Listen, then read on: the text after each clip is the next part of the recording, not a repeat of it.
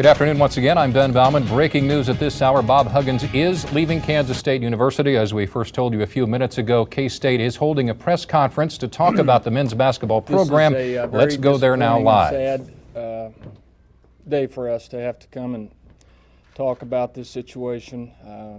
Earlier this afternoon, we learned from Coach Huggins that despite our best efforts to convince him otherwise, that even though he admitted he knew this wasn't the right thing to do, he ultimately made the decision to go.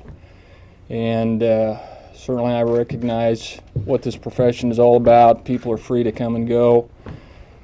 Our concern and our issue in talking with Bob was everything has a time and a place, and this wasn't the right time. It may have been the right place, but a year into this was by no means time to say that we had finished the job. And I think that was my disappointment, is that we knew, based on the success we had this year, a lot of good things that were ahead of us. But with his departure, we now have to regroup and begin again. So I think I'm going to stop there. I know you'll have some questions. I'll let Jon share his thoughts. Well, I've been here for a long time, as you know, and this is a very sad day for me and for Kansas State. You know, Tim and Bob and I met with Coach Huggins last night for a couple hours.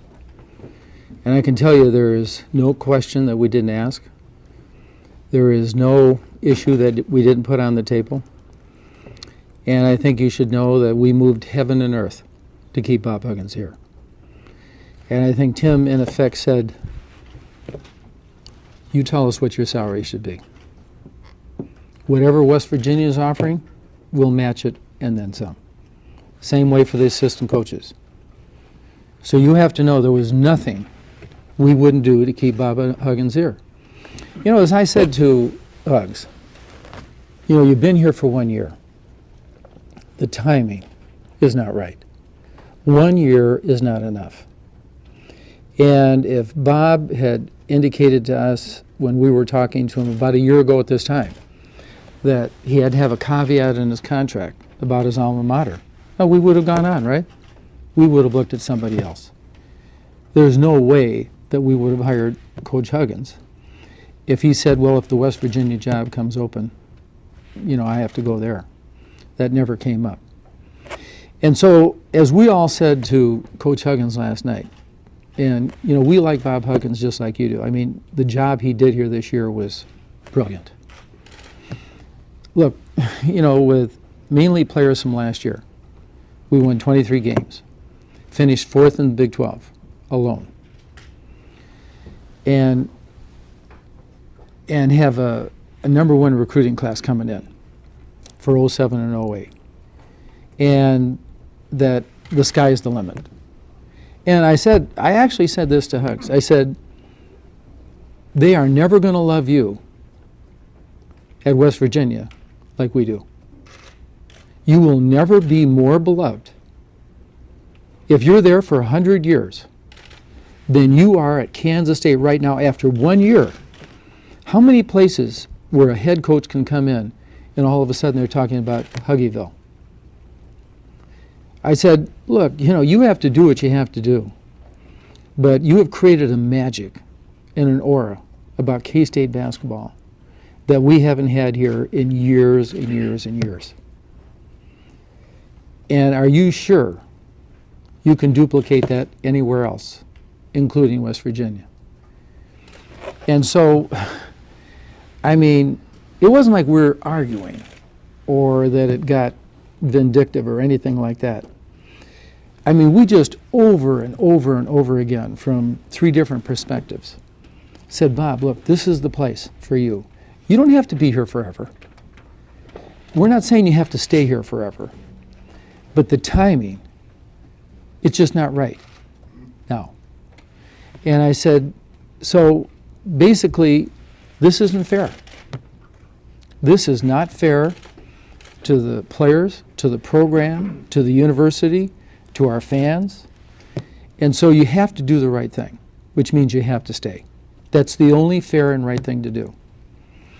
So you'll have to ask Bob Huggins, about why he's going to West Virginia. I certainly wish him the best. What he did for us this year was like extraordinary. All of a sudden we go from 6,000 fans to a full house. And I've never heard of people staying around for post-game comments. I mean, so he created just an unbelievable turnaround here at Kansas State. And, here we are, hope is in the air, and Huggins is, we know, just a great basketball coach. And so it's, maybe a heavyweight championship fight would be a good metaphor. And we feel like, we're heavyweight contenders here at Kansas State, with football and basketball. And it's kind of like we're in the ring and we're doing very, very well. And it's like getting hit with a right cross and getting knocked down. That's the way I feel right now, like we just got knocked down. Not knocked out, knocked down. But then on the other hand, I'm an optimist. I wouldn't be here after 20 years if I wasn't an optimist. In life, sometimes things aren't fair. And they don't turn out the way you want it to be. We have these dreams for ourselves and our university. Many times it turns out to be true. Sometimes it doesn't work out. I am not a quitter. I am so disappointed. I'm heartbroken.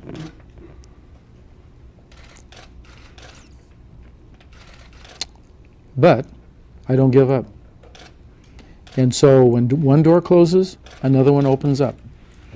And we will do the very best we can to keep this basketball program on an even keel and to keep it moving upward and onward. And that's a commitment from the three of us.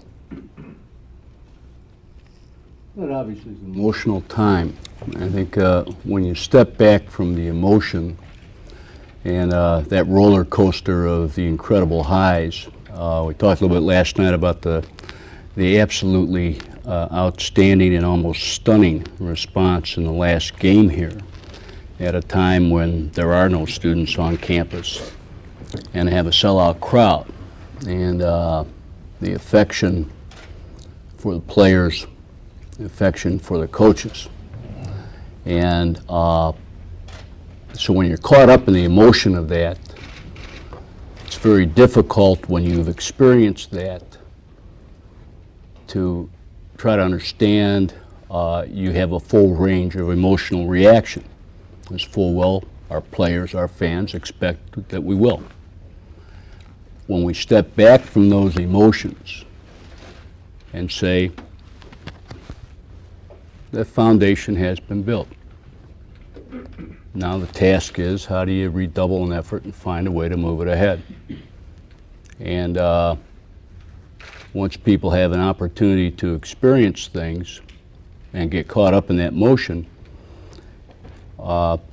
then people have to say, well, do I want to keep risking the investment emotionally to have that experience? And I can tell you, I appreciate our fans so very much, our players, our coaches. Some of you will find it hard to believe media, but I think everybody gets caught up in that emotion. And if you're not feeling hurt today, if you're not feeling a modicum of pain or disappointment, then you didn't make the investment. You didn't buy in. And you step back from that emotion and you say, is it a better program today than it was? Well, we had the foundation. We've tasted it. And I think people that say you can't win here, I think there might have been some things proven. Doesn't take away the emotional reaction because we all invested in it, but task now at hand is not to focus on the past, but to assess where we're at and move it ahead. And there are a lot of things in life you can't control. You always have a choice of how you respond to it. And that's what we try to teach students, try to teach athletes, and practice every day. Okay, well, we'll open the floor for questions.